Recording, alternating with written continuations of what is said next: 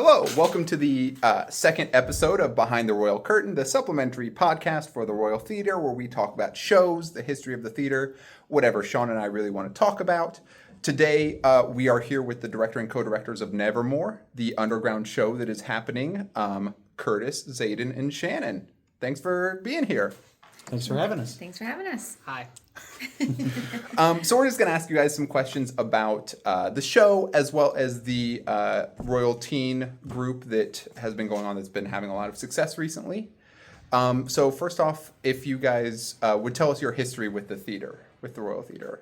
So this is Curtis. I've had about 25 years with, actually about 30 now, years with the theater. I've been a director, I was a board president, been in at least 25 shows, at least that they gave me credit for. Backstage manager, lights, sound, you name it. And now I'm running or helping run the Royal Teen Drama Club. And so what we did about a year ago, we got a group of kids, and it's open to anyone. Every Friday, and that date kind of changes, but every Friday, once a month, we get together and we do basic acting all the way up to most of the kids are at the point where they've begun to direct 5-minute sketches. And then I'll let these guys introduce themselves and give them their history and maybe talk a little more later. So I had my first royal experience about 10 years ago, maybe 9-ish, with Beauty and the Beast. Acting was always something that I wanted to do, and just never had the courage or the time. And so I decided one day just to go do it. I was going through some really rough stuff, and that was my escape. And I acted in a few other shows and really fell in love with it, and then recently just joined the board. My kids are involved, and it's a fun thing that we all get to do together. And then Curtis asked if I'd like to get some directing experience with Nevermore, and so this is my first experience with that, so it's been fun. My experience was also, my first experience at the Royal was Beauty and the Beast as well. A lot longer ago than I thought it was. I have done a lot of shows since then too, about 25 to 32. I've directed a few shows before this one. I did a Christmas show with my mother. I did another Christmas show also with my mother. And then this most recent one. The only reason I feel I was dragged into this one is because Curtis is my father, so a lot of family relations on why I'm in this theater. But it's a great experience. I got to direct something completely different than Christmas. Halloween's very different. Very different. And so that was very exciting. All right. Well, obviously we appreciate everything all of you have given to the theater over all these years. My first question is, with working with kids specifically, what type of hurdles have you really had to overcome, especially with most of them not having little to no experience in the theater? So that's a great question. Ms. Tuley and I are both former teachers. I was a former teacher. Ms. Tuley is a teacher, and Zaydin's going to become a teacher. So the thing I think we all have 3 different in stages. common, honestly, the thing that we have in common is patience, and it takes a load of that. This group of kids that we have in Nevermore come from homeschool background. They come from public school. Some of them have already graduated. The youth program is 13 to 20-ish, and then we even have Mike, who is a dad and older than that. So, but ultimately, the idea is that we're taking everyone from 13 to 20, just giving them an opportunity. The struggle, I think, is that idea of patience. A lot of teens prioritize differently than what I would expect for, if we're having a dress rehearsal, you'd think everybody would be there, or sometimes, and life gets in the way, and I totally get that. And that's the struggle that I've run into a lot, is consistent effort from some of the kids, but they've been phenomenal with the effort they do give. So I can't judge them for that. I think another struggle, and they've definitely come a long way, but confidence levels at first, especially since they're not very experienced, and just kind of coaching them through some of those things. And I have 3 of my own kids in this play, so that struggle it's with them too, just trying to build them up enough and get them to project. I think that was one of the hardest. When you're on stage and you're talking, you feel like you're talking loud enough, but in order for people in the back to hear you, you kind of have to yell. And I think that's something that they don't quite understand, is that you have to make yourself heard in the back, and enunciating. I think that's been one thing I noticed the most with my own kids, especially, is that just speaking clearly and loudly enough for everybody to hear.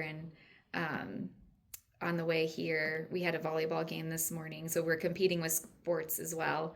But we had a 40-minute drive from Lincoln, and I just made my kids yell their lines in the car, and they're like, "We're in the car, Mom." I'm like, "I don't care, project." Right. So one thing I've noticed about these kids is, yes, they're adaptable. They are you tell them to do something, they're gonna go do it in their own way, even, or if they'll get it done, even if it's in their own way of getting it done. But it will get done. And they listen and take what you have to say, and they will do it. And they will, if you tell them, okay, maybe try doing this instead, they're like, okay, I'll do that. And you can tell that to them doing that makes a difference. They actually understand, oh, this is why you told me to do that. And they're clearly learning. This is not just an experience of, oh, I get to do this thing because it's fun. They're actually learning something from it. It's not just fun, I guess.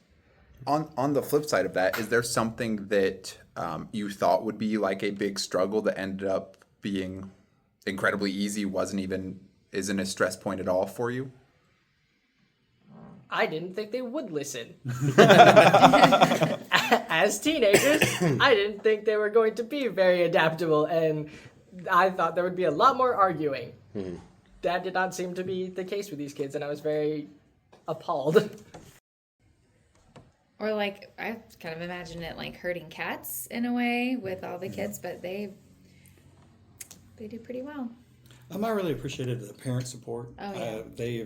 We had a work day. We had probably 12 kids and 12 parents, which is really nice. And everyone chipped in, and we got a really nice set design, and everyone's chipped in with costumes.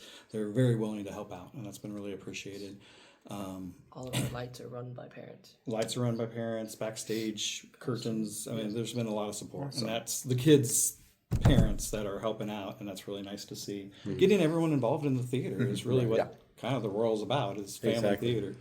So, I want to pivot to when did you, I guess more so, why did you feel the need to create the Royal Youth program? Because Royal Teen, not Royal Youth. Teen. Excuse me, I'm so sorry. The Royal Teen program. Because that's as someone who teaches, the last thing I want to do is be around teenagers anymore, and I have to. So and you've taught. You're a dad and everything. So why did you just choose to go to teenagers again? We have a really great children's program. Jennifer Avey has run that for several years, but then they age out at 13. And I just happened to notice, and it was probably 2 years ago, that it didn't seem like there was any, I can't remember what the Apple Festival play, it was Mamma Mia, and it didn't seem like on the season schedule anything for kids or teens, and except for the children's program. And so that really, I was like, oh, that's frustrating, because there's a whole bunch of those 13-year-olds that graduate out of the children's program, and then some of the plays are for adults. There's that 7-8 year gap. Now, we've done SpongeBob recently, and there was a bunch of youth in that, and I think our next one has some kids in it too. So it's changed, and it's just a season to season thing. But having a dedicated program for the youth, 13 to 20, is kind of Great. I think it's going to be a boon. You're going to get those kids interested. You've got 5 more families that are coming to the program. I'd like to see us maybe get onto the season program like the children's show, maybe have a dedicated spot rather than just doing the underground. The underground's great, but having a dedicated option I think would be nice too eventually, if the club keeps growing. Well, even since you started this, I was trying to count. I believe there have been 6 or 7 teens from the teen group that have come and auditioned for the season shows, which is even with less than a year of history with it, it's already showing that it is doing what you intended, which we want the theater, starting from when they're kids, to be a habit, right? That's the goal, is that they want to come back and keep doing shows. And I think that it does a great job of bridging that gap between the kids show and the adult shows, or the non-kids shows, I guess is a better way to put it. That they can just keep coming back, and there's something that will be available for them. It's hard to get 20 shows in or 25 shows under your belt if you don't get an opportunity. Right. And I mean, even when you start young, it's nice to see that there's opportunities for the kids. Right. Right. And might I say the kids that did, like the ones that were in SpongeBob, did a great job. Yeah. You know, Mikey was Larry the Lobster, and I thought he did a fantastic job with it. Paul was the shark. Emily was in it. Vivian was in it. Yeah. Doing this just builds habits for when they do bigger shows. Yeah. So like behavior backstage, they know how to behave. They know how to be quiet. They know how to help if someone needs help. They know, like at the beginning of a show, they know where to be. Like your team program helps build behavior and build techniques and build all of the things that they need once they do a bigger show that's outside of your program. So then tell us a little bit more about the current show that's getting ready to go on. A little bit more about that show and how it's going.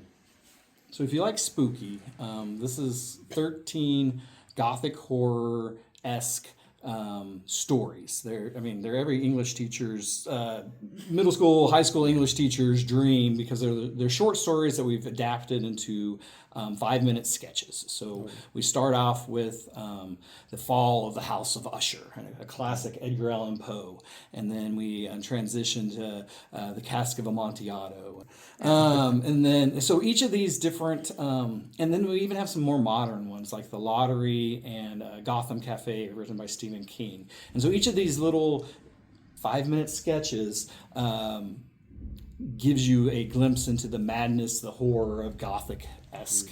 And then it's narrated, interestingly enough, by Shakespeare's Weird Sisters, these 3 witches, and they talk in iambic pentameter, and then they raise Edgar Allan Poe from the dead. And so he's actually a part of our show too, and he does The Telltale Heart. He does an interpretation of it. So ultimately, I think Shannon and Zaydin need to chime in what their favorite show is or something like that, because ultimately it's going to be a neat Halloween-esque experience. I actually think my favorite now has come to be The Open Window. I thought that was, it's less spooky and more playful. The little girl, she plays a trick on this guy coming to stay at her aunt's estate. But I teach some of these short stories in class, and one of my favorites to teach is The Landlady. So I really enjoyed doing that one, although it does kind of take on a more, it's hard to tell sometimes, is she wanting to kill him or, something else? So it does make it more clear in the end, but as you're watching, you're like, okay. But it's a really great story, and my 7th grade students, they really love it. We're actually reading it right now, and they can't wait to read the end. So, that's been fun. And, the yellow wallpaper kind of dives deep into like mental states and how they can your mental state can kind of create something in your mind that's not really there and kind of drive you a little bit mad, and it kind of goes in there into that kind of topic. So it's really interesting and fun. So I've directed I directed a few of them. My favorite is still going to be Cask of Amontillado, just because it's so silly that this drunk man gets led down to the vault, and then he just gets chained up and dies. It's it's the simplest of story, but it's spooky. I mean, I just enjoy it so much. Oh, can I talk about the lottery for a second? I guess. Because the lottery is my other favorite one. They're all her called, favorite. Yeah, it's called the Stones tradition in this play.